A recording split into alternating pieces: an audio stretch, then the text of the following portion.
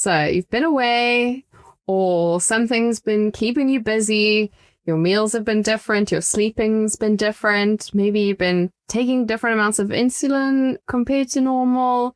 And your blood sugar's definitely been doing things you'd rather not discuss. And now you're back home or getting back to normal and you're wondering, how do I get back into my diabetes routine? Tracy and I are both in that position right now, trying to get back into normal life after an adventure. So we're going to talk about this and why it's so difficult and a few tips on how you can get back to normal and hopefully get things back in their usual place.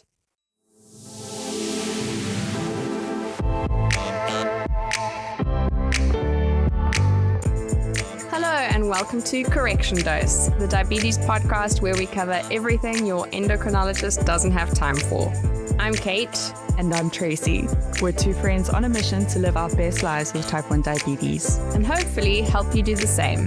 Just a reminder that the contents of this podcast are not medical advice, and always talk to your doctor before making decisions about your diabetes care.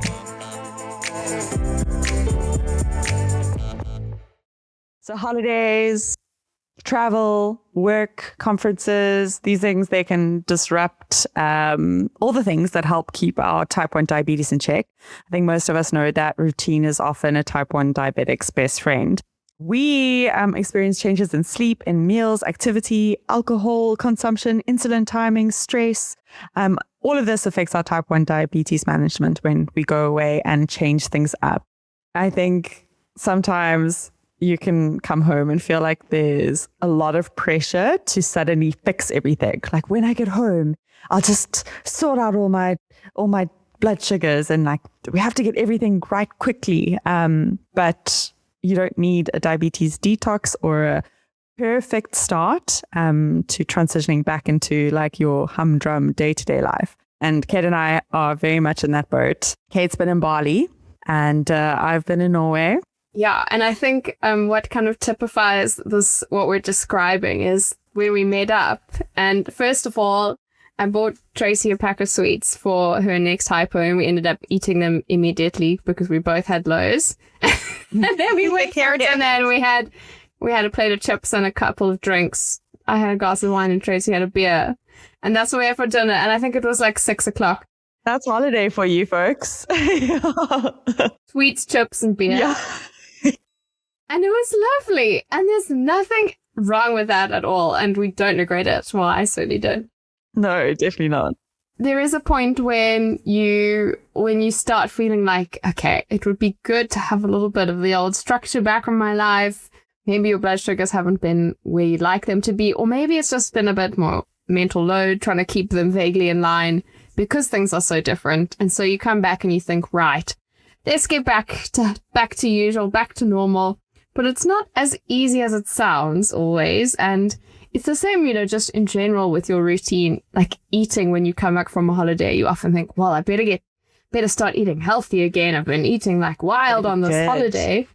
But it's quite hard for your body to suddenly go from, whatever it is you've been eating on your adventure, whether it's, pizza twice a day in Rome or whatever you've been doing, it's quite hard to just flick a switch and then go back to your normal Monday to Friday lifestyle that you have at home. And it can be psychologically quite tricky as well because you feel a bit of guilt, a bit of anxiety, a bit of pressure. Coming back to normal at work can take a little bit of energy. So there's just quite a lot going on. It's just kind of a weird time, isn't it? I think for anyone coming back from a holiday, I mean, even before I had type 1 diabetes, I remember like the return from a holiday always felt like this like big shift to like back to reality and trying to get into the flow of things again. And now I get to experience that plus the shift of diabetes, like getting back into the swing of things.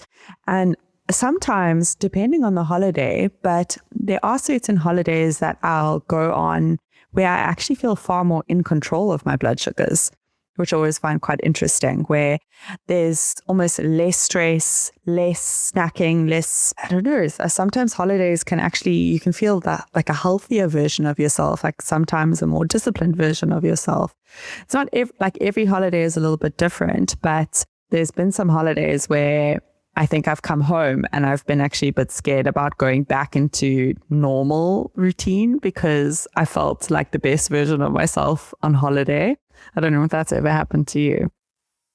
Yeah, 100%. I think not having stress. So if you're on a holiday that's actually relaxing, they're not necessarily all relaxing, but if you do feel like you're under very little stress on holiday, if you're having more time to sleep, if you're spending more time outdoors, if you are doing a lot of active activities, walking, whatever it is that you like to do on holiday, if it's active, you might find that your blood sugars just sort of slip into place. Or maybe the cuisine in the place that you're visiting is healthier than the cuisine at home. I mean, I've been to parts of Southeast Asia where there's very little fat because they don't really do dairy and I don't really eat meat. So you're eating like tofu, stir fries every day.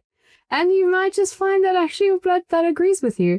So definitely have had that experience. And sometimes coming back to work when you have a lot of stress, when you have a fridge sitting next to you if you work from home or a million shops near your house.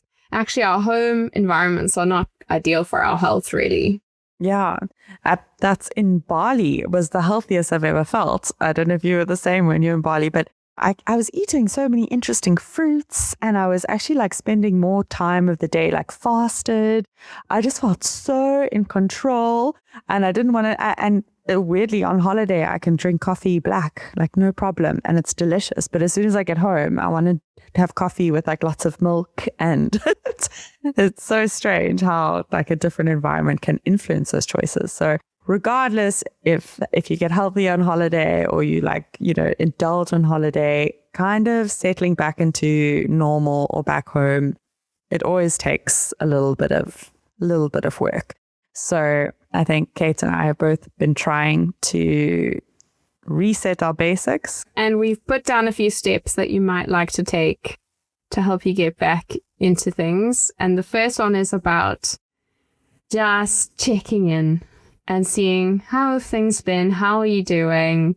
Have you been maybe injecting after your meal because you never knew what you were about to eat and now you need to get back into pre-bolusing? Like, just take note. Have you been drinking enough water? Have you been exercising? Have you been sleeping a lot more or less than usual? Just kind of take stock and see where are you and where are you post-travel? Are you jet lagged? Are you a bit depressed? What is your situation? Because we can't manage what we can't understand or what we can't see. So it's a good idea just to kind of acknowledge it for yourself.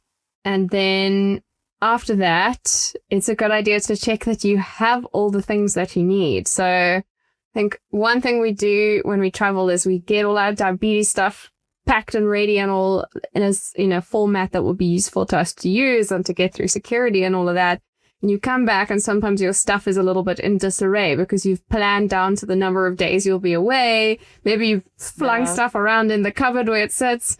And there's little things like, for example, sometimes I would take a half-used insulin vial off my pen and put a full one on so that I have a nice full one when I go away, and left a half-used one in the fridge. I do the same. You got to dial it up, otherwise you're just injecting air. So put everything back where it belongs so it's easy for you to find it again. It's an annoying deed to do when you're tired from a trip, but put it all back, check what do you need to order. You've got everything where it needs to be. You've got all the stock that you need. And, sometimes when you're unpacking, you leave bits of things around your house in different places that they don't normally go. That just makes it a tiny bit harder to stick to your routine. If you put your long-acting next to your bed and it's normally next to the fridge, that just makes one more reason to forget to take it. So just physically, literally getting things back in order. Did you do any of this when you got back from your trip, Trace? I must say I packed a few things away today and it's been like a week or 2 weeks. I think I've been home for a week. So there were like some things that are still floating around. But an important thing for me is make sure that you have glucose sweets next to your bed. So you have your hypo things. Because I packed a lot of Super Cs to take with me, which I had used. And then I didn't have my usual stores in all the places that I would usually have my stores. So I think that's also something good to check. Like, okay, you've got your insulin, but have you also got enough hypo things around the house that you're not going to finally get to sleep and then realize mid-low, like your fridge is empty, you have no juice boxes, you have no hypo treats, like you're in a bit of trouble. So that's something to also keep an eye on. That's when you start getting the moldy ones from the bottom of the handbags that you take to weddings. Exactly. Like, you deserve nice things. You deserve juice boxes at the side of your bed. So maybe even at the airport, like, I don't know, we have a nice Woolworths at our airport. Like, stop by there, buy a 6-pack of juice boxes, get some good food just in your fridge for like the day. So you're kind of setting yourself up. Yeah, 100%. I actually just did a little tidy up and found that I had some ketone test strips that expired in 2023. So, oh my God. It's good to check these things. Yeah, what do you think? I'm so organized. I've got my ketone strips. Meanwhile, they've expired a million years ago. Yeah, completely useless, probably. So, step 2 on our list is getting your sleep routine back in order. Because, oh my word, it just makes everything else fall into place if you can get back into a proper sleep routine. It's not 100%. As easy as it sounds. I mean, especially if you come from a different time zone, it can take weeks to properly get into your old routine. But it's really important for diabetes. We've spoken about this a lot. Neil spoke about it on the last episode as well, about going to sleep at the same time every night has like this incredible impact on your time and range. It also just helps you eat normally. I mean, when I sleep badly, I eat terribly. I eat so much. I don't want to exercise. My mood is low. So all of these things, they kind of compound. They also make it more likely that you're going to forget something. Like, you're just going to forget to pack sweets. You're going to forget to inject when you're supposed to. Forget to take your long-acting. Or take the wrong insulin. There's so many things you can do when you're truly exhausted. So this has to be a priority just for yourself as a human and a diabetic. How's it been going? How's your sleep been going since you got home? It's been getting a lot better. I think the supplies were an issue for me. I didn't have any more continuous glucose monitors.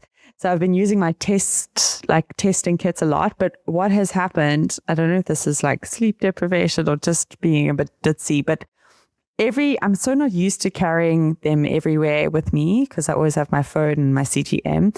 So I've been trying to be so good. I take it all with me. But whenever I get to like my location, like a breakfast or something out, I look and I've forgotten one thing. I've forgotten my test strips, I've forgotten my Lancet, or I've forgotten my monitor.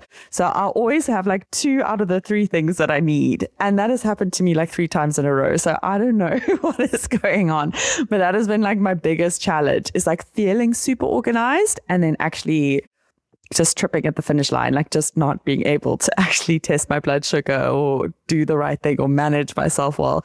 So I don't know if that's sleep routine, like just not having a CGM, which I'm always used to having. I think that's kind of like made me trip up quite a bit. And for you, I mean, was there any time difference with Bali?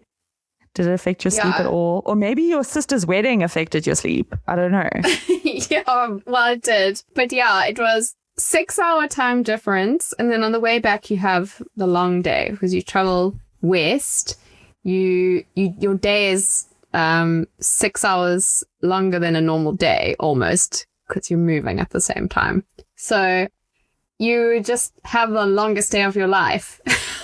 It's like, yeah, and I've been sleeping, but I just think I don't get the I don't necessarily get into a deep sleep as easily because I think my body's not sure if it's supposed to be asleep or not. Or I'm getting there now, but when I first got home, that was something that I was struggling with. When I was there, went that way, I could sleep for like 2 hours and then I would be wide awake for about 4 hours and then go back to sleep again. So that's also just a nightmare. And just being hungry at funny times, all those hormones that regulate your waking up and going to sleep, they're not organized. So you might be getting your like morning cortisol boost somewhere in the middle of the afternoon, which is fun for your blood sugars as well. So it's definitely not great, but I think the important thing is try and get outside, try and exercise, try and go to bed at a regular time and just lie there if you have to sometimes. Put all the normal things in place that help you get back into your sleep routine, and then just be a little bit patient. But, if you're like, well, I'm not tired, so I'm going to stay up late, and so on, then all those things compound, and it just makes it harder to get back into your sleep routine. What you can also consider is, if you really do struggle with your sleep, is, especially with a big time difference, is melatonin. So that can kind of help accelerate your, like, readjusting your circadian rhythm. So that's something that you might want to look into on top of sleep hygiene. And then step 3, I'd say reestablish your meal routine. Now, going away on holiday, you're eating differently. That's just how it is. And I know, like, historically, I've often dived to, when I return home, like, suddenly I'm going to be super strict, no carbs, holiday's over. I got to, like, get back to it. And I have very much outgrown that, which I think it's nice, because you come back from holiday and you kind of feel a bit more chilled. But I think what is important is to really try bring your breakfast, lunch, and dinner back to, like, familiar times that work with work and your general routines. Reintroduce the foods you normally eat. Don't try to restrict yourself. Or, maybe it's a good time to do recalibration and start carb counting again, and just being mindful of your carbs, writing them down. It can be seen as like a little reset, just to gain that knowledge again about your different carbohydrate intakes, what your insulin to carb ratio is looking like, because that could look a little bit different. If you haven't really been pre-bolusing, because holiday, there's a lot of unpredictability in your meal times. So, maybe it's time to get back to pre-bolusing if that's what you usually do, which I would recommend. I think pre-bolusing is an amazing tool to keep you in range. And to be mindful of grazing. So maybe on holiday grazing has become a bit of a habit where you just munch throughout the day and, rein those in in just to get a little bit more of, like, predictable blood glucose levels. But I would say just the main thing is, don't try compensate for the way you ate on holiday to, like, suddenly drastically restrict food. Just make it gentle. You can't go on holiday, you come home, slowly get back to your normal meals, slowly get back to normal movement, slowly get back to your normal insulin routine. Take it easy. I think you definitely want to be careful if you have any dodgy food psychology stuff. You want to be careful of that narrative of, oh, I've been on holiday now, I've eaten too much, I've drunk too much, I haven't exercised, now I need to come home and I must feel guilty and ashamed and I must get thin because I've let myself get fat on holiday. And these words, just hearing myself say them out loud, give me, like, a funny feeling in my tummy. I don't know. Oh, because I used to do that as well. But I used to definitely do that. So I think it's nice to actually reflect and be like, oh, wow, I've grown up so much. But that was me 100%. And I would also, in the holiday, already be thinking about, when I get back, all the things I'm going to do, like, getting preoccupied way before I even got home about those sorts of things. Yeah, it's fine to have goals and health goals and all sorts of things. But in the real world, having, firstly, goals that are not toxic to your well-being. Secondly, having goals that are realistic and start with something small and achievable and manageable. Like, you're not going to suddenly overnight do all these things that we're talking about. Maybe just today you're going to start pre-bolusing again because you didn't do that on holiday. And then towards the end of the week, maybe you're going to start exercising again, like at half the rate you were before you went away. Whatever it might be, you just start with something and you do it. And it's just about doing. It's about not being stuck. It's about making some small forward progress at a pace that feels realistic and doable and not being horrible to yourself. And yeah, there's nothing wrong with setting goals or even ambitious goals. It's just about how you talk to yourself, I think. And one thing I find very useful with diet coming back from holidays is to just, instead of thinking about what you're going to stop eating, it's just to think about getting some fiber in you, because it depends where you are. But fiber particularly, I think airline food has no fiber, usually. A lot of restaurant food has very little fiber.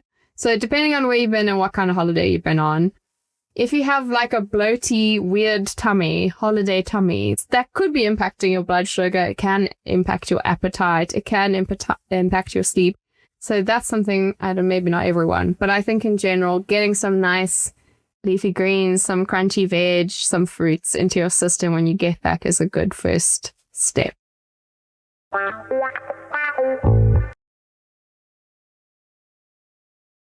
Cool. Step 4, get moving again. Move your body. Maybe, holiday you've been chilling a lot more. So just get back to whatever exercise you enjoy and love. Take it easy. And then also just bear in mind when you're going to suddenly start exercising again, your insulin sensitivity is going to change quite a bit when suddenly your activity changes. Just be mindful of that shift. Watch your glucose trends around exercise. Be mindful of that delayed hypoglycemia after returning to exercise. And get however it may look, get your body moving, especially after long flights, like really, really hectic travel days to get back home. You might feel exhausted, but also movement just helps kind of reset your body as well. This is kind of in line with what we were saying before, but the next step is to look at your glucose without judging it. So have a look at your CGM, be honest, be curious, but be kind to yourself. There's no point looking at your CGM if you're just going to be like, oh my God, this is a nightmare. You need to just have a look. And if it is not what you'd like it to be, then try and be curious and think, cool, what can I learn from this? What's useful? What can I grab from this? See it as like a brief as opposed to a judgment. But also know you might not even have a pattern right now. There might not be a pattern because you're sleep deprived, you jet lagged, confused, you just ate all the airplane meals and your stomach is bloated and you're constipated and exhausted and dehydrated and have an important meeting at 8 a.m. tomorrow and your sugar just might be all over the place. So, take the first day or two, chill, take it easy, do what you need to do. But don't obsess about every high, don't rage bolus, don't stack all your insulin or overcorrect or hyper restrict or feel like you fail. Just take it easy. Yeah, exactly. In fact, you might not even want to do a big assessment until you've been back a few weeks because you might just want to wait and let things do their thing. Cool. Step 6, tackle your diabetes admin. So all that stuff that disappears on holiday, suddenly you need a new prescription, you haven't ordered your sensors, they haven't been able to get hold of you to deliver anything because you've been away. Check your expiry dates if you've got some old insulin that you're using at the back of the fridge, replace your emergency supplies. You might want to review your CGM data for the holiday for fun, just to see, where you are. That could be good. Book your appointments, check if any blood tests are due, and restock your hypo treatments, like we've said. So just, tidy that up so that you can just head into the next week feeling pretty ready to go. The last thing you can do is you might want to think about if going on holiday has helped you set any new goals or come up with any new strategies. It might re-energize your diabetes. It might not, but it might. If you had to pick one thing or a couple of things that you've learned that you might want to build into your routine on this holiday, what would they be or what would it be? For me, this holiday, I thought a lot about an insulin pump. It was a thing this holiday. I really thought I need to get back and there's some new things that need to happen. So I do have my new endocrinologist appointment at the end of this month. So that feels like a big new. And I'm going to discuss getting on a pump. I think because I cycled a lot this previous holiday and it made me think a lot about having a pump, being able to, pause my long acting insulin and all the benefits of that. And just going I really want the next 10, 20, 30, 40, 50 years to just not have issues. So and that was all reflected on the holiday. So yes, the holiday actually did give me a lot of a lot more fire in my belly and a lot more sort of awareness into it. And because I had that space and time to think and to contemplate and to sort of think of the future and not out of fear of what might happen, but just going I know I can be better. I definitely know my HbA1c can be better. My time in range can be better. I can pay more attention to this thing and not put it just on, on the sideline. That's a big reflection. I mean, it's nice that you had the time and the space to do that. And I hear you that you say you want something to change, but also just to say, in addition to that, that you've just done an incredible athletic feat that most people would cower at just with pens, insulin pens, and you did not wind up in hospital. You were beautifully healthy and you completed something that lots of non-diabetics pulled out of. So to at least give yourself a pat on the back to say, fine, maybe you're not where you want to be, but where you are is still pretty amazing. So good. Thank you. That's my 2 cents. Thank you, Cait. Yeah, wild experience, but put so much in perspective. I think, also while I was away, I did sort of actually come across an Instagram profile that was sort of diabetes coaching. And I was like, maybe I need a coach. That's a new energy that I need to take in. But it was exceptionally expensive. I mean, they have an amazing operation, but there was just no way I could afford to be coached. So I was like, girl, pay yourself that money and you coach yourself. You can do this. You can put in that effort. So I think coming home being okay, I can't pay someone else. Maybe I could put money aside and technically pay myself to do this job. That's a new sort of thought, actually reward myself. Maybe start putting money away to a Tracy Diabetes Fund Day or something, or just cash that I'm this is for you for doing a good job at being a pancreas. And then every few months, doing something with that money that is my diabetes celebration money for doing stuff. That's a cool idea, because I think what's tricky sometimes is that we do already know so much. For me, I think what somebody else offers is not necessarily more knowledge. It's accountability. Accountability, structure, maybe a step-by-step approach. It's a way of having a sounding board. That's what you're paying for. It's the same as a personal trainer. Once you've been to a personal trainer 3 or 4 times, you know all the exercises they're going to tell you to do. But it's you've paid and they're waiting at the gym, so you got to go. Yeah, exactly.